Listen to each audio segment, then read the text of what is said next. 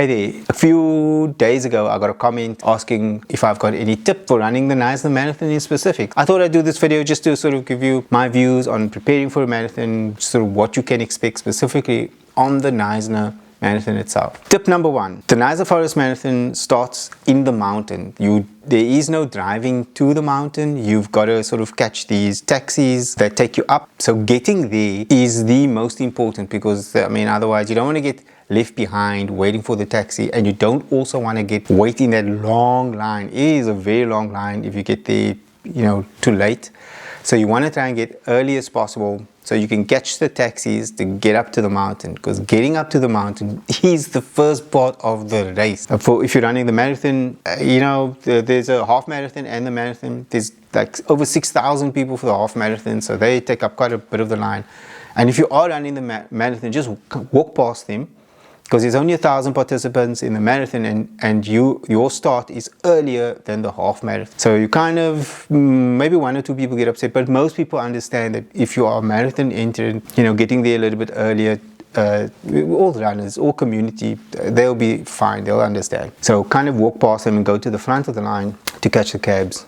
People are generally very understanding. All right, that's tip number one. Once you're there, then it's fine. It's fairly festive. It's early in the morning. It can be very cold. So wear warm clothing. That's like really key. I had a tracksuit and my running kit underneath my tracksuit. So I was fairly warm. They are like different places with fires going that you can stay warm, and there's tents and there's free coffee, for everyone participating in the run. So that's really great, but just make sure that take your bag with your tag, so you can put your tracksuits and stuff back into your bags, put the tag on it and you'll give it to the trailer. The race starts at 7, and if you get up to the mountain, let's say at 5:30, it's a long time to be in that cold environment. So even though it's quite festive and jovial, and hopefully it won't be wet. When I ran last year, it was a bit muddy, so you couldn't really sit on the ground. There were some people that had like bivvies and sleeping bags or something, and they took like a nap there, which I thought was quite a cool idea. Yeah, so maybe you want to try that too. Again, you can just put everything into your backpack and send it with the truck, and that'll get back down to the bottom. So I'm at the start. As you can see, it's very jovial, a lot of excitement here from everybody. There's the top bag truck behind me. So that's my first tip. At the end of the race, when you're done at the tent where you collect your numbers the Friday night, that same spot is where your bags will be after the race. So that's something I actually didn't know. I had to look, where do I collect my bag when I was done with my race? So that's just, I think, good to know, is that it will be the same place where you collect your numbers, your bags will be there. Running the race in itself, the start of the race is probably one of the more challenging parts. There are two really points that I found quite challenging as a first-time marathon runner. The start of the race is an incline. It goes for about 3 kilometers. If you study the GPX file for Knysna, you'll see that it's an incline for about 3 kilometers. It's not too bad. If you've done some training and you've done some hill climbs, just take it easier in the beginning. There's a lot of hype, especially in the start, there's a lot of hype to sort of push ahead, and don't fall into that trap. Just go easy, go at your pace, even maybe a little bit slower. So once you get over that top, because it goes for longer than you think, 3 kilometers is quite a long time when you're starting your run. And so just take it easy there.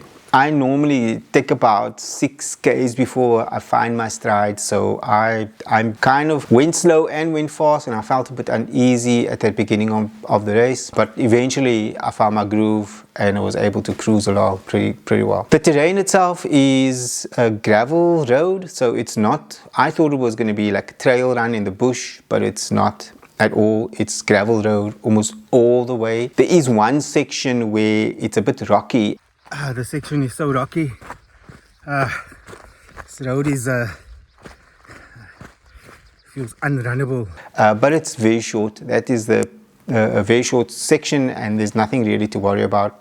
The rest of it is gravel, open gravel road, and it's extremely scenic. It's really, really beautiful. My next step, at the water tables that provide salt, take the salt. Like if you've never taken salt before, if you don't know this about running, salt is actually going to help with the muscle pain.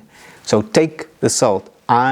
I used a teaspoon in a cup of Coke, and that's quite a lot, but I also was taking in quite a lot of water. So I had a pack with me with my extra water, because just between the between the water tables, I didn't want to run out of water, so I had a water bladder, and when there were water tables that had salt, I would have like a half a teaspoon up to a teaspoon. I think the first one had a teaspoon, and then after that was half a teaspoon, because salt will actually ease your muscle pain, so it will almost work like an anti-inflammatory.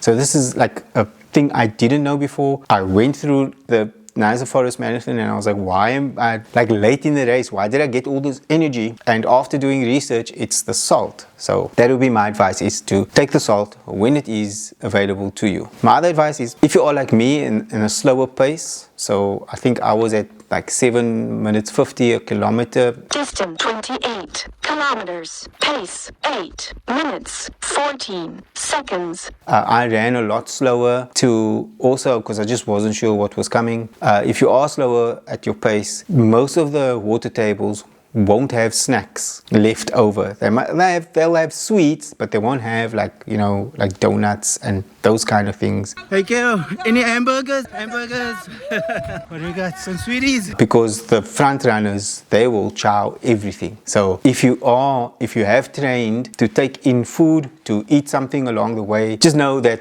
the earlier tables, water tables, won't have snacks available for you, because the front runners will take it. Maybe at the later tables, I found at the dip there was oranges, which was very, very welcome, and fruit. So there was oranges and bananas, but that was quite late in the race. Finally, I mean, we've got this massive uphill to do, but banana! Finally something. Oh.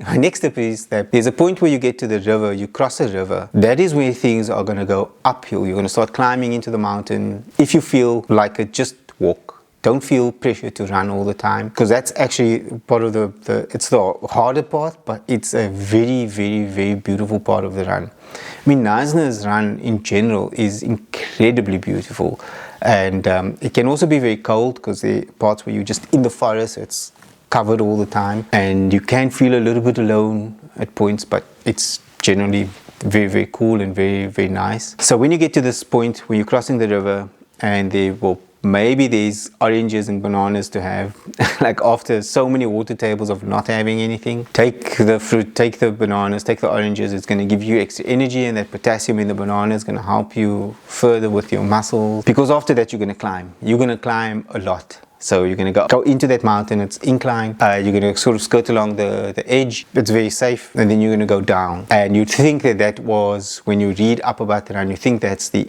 end of the climb. But once you go down, you're going to go back up again. And this is the big climb, this is the monster climb. It's actually not that hard, it's just very, very long, and it's winding. So it kind of zigzags up, and there's this massive tree on the left hand side that I was just too tired to take my camera out and film it for whatever reason. I mean, it took so long to walk past it. And then once you get up to the top of this incline, that's the last incline that you're going to face, and then you're going to start going into the estate, the golf estate, whatever it is. That's actually a point that meets up with the 21 kilometer or the half marathon, but then all the half marathon people are probably finished when you get there. So you go into the estate, and then you are almost finished. Once you reach that point, you are almost done. You run through the estate for a little bit, and then you start a decline. It is a short decline, but it is steep. So my advice is to walk it or run very, very slow. Otherwise, your good old legs are going to take a hammering when you hit the flat, because after that it is flat all the way through. You have to go under the bridge from the road, and then you get onto the side of the road, and then it's straight through back to the finish line. That finish line, it's hot. The sun is out, everything's out. People are still cheering for you, so it's great to actually have the crowds, general public sort of cheering you along at that point, because in the forest there's none of that. There is some of it a little bit early in the parts, but for most of the part there isn't anyone there. So it's nice to get onto the road and get that feeling of people cheering you along, and that sort of gives you a bit of motivation. And then it's finish, and don't forget to stick to the right hand side. Stick to the right way, especially when you come into the finish. And that'll be your race, and that'll be your Knysna Forest Marathon. Those are my tips for sort of running this race. It's take it easy. You know, there was a point in the race where I'm a slower runner, and especially back then, I was even slower. It was my first marathon, and I felt a lot of like stress, but I had so much fun on this run. The people, the other runners, like they were so awesome. You know, there's this group of people that were dressed all funny, and they were just having a jovial time. I remember one guy chatting to me, and he was like, "Do you think we're gonna make the cutoff?" Which was a real concern for me. I technically didn't make the cutoff, but I still got a medal. And that was great. The word on the street later on is that everyone who finishes will get a medal. If you get to the state and through that section, I doubt that there's going to be any cutoff for you. The official cutoff is 5.5 hours to run this marathon, which I think is generous. It is totally doable. The state and the fitness that I was in when I ran it was nowhere near good. It was just mediocre, less than mediocre probably. I just had 9 weeks from deciding I'm going to do this marathon. And the furthest I'd run at that point was 5 kilometers. So if I could do it, then there's no doubt that you can do it too. I'm confident that you can do it. You know, just put in a few runs now if you can. Yeah, and then show up on the day, be early, be fresh. Take a protein bar with you. I'm not sure what nutrition you've been practicing. I don't use goose. That's never been sort of my bag, but a lot of people use it and they like it. So hydrate, drink lots of water, have a water bladder with you. Take the salts when you can. When you find the tables that have salts, take it. It's going to make a massive difference, I promise you. That's my advice, is show up early, get onto those taxis, walk past the long line, don't worry about the people. You're a marathon runner, people understand. Relax when you get to the start, before the start, because it can be a long wait. So make sure that you're warm. Take a backpack. Don't worry with this. People come with black bags. Take a backpack so you are warm and comfortable, and put that stuff in your backpack and hand it into the truck with the thing that you get with your number, and then enjoy the race. Enjoy the race. Talk to the people. Have fun. Everyone's there to have fun. It's such a jovial experience. It's such a good spirited run. The roads can be muddy on the sides, so stick to the center if it's been raining or wet, and just enjoy it. It's nice gravel. It's really easy. It's easy terrain, so you can work through it quite easily. And like I said, there's just one part where it's a little bit rocky, but other than that, it's the 40th Knysna Forest Marathon this year, so no doubt it's going to be special. I've entered, and maybe we'll see each other there.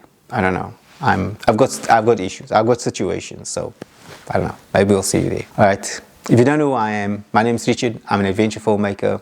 I focus on running, trying to encourage people to get out and do something that makes them happy. So you don't have to be the best. You don't even have to be good at it. As long as you get out and you do something that just makes you happy. If you found this video useful, I'd appreciate a like, or maybe leave me a comment. Ask me, just what are you doing around your preparation for Knysna? What are you doing? Maybe it's not Knysna. Maybe you're prepping for another marathon. What are your tips? What did you do for your first marathon? Yeah, let me know. What are your tips for your first marathon? What would you want to share with people? What are your tips for every marathon? I'd love to know. All right. My name's Richard, and this has been Richard Talks.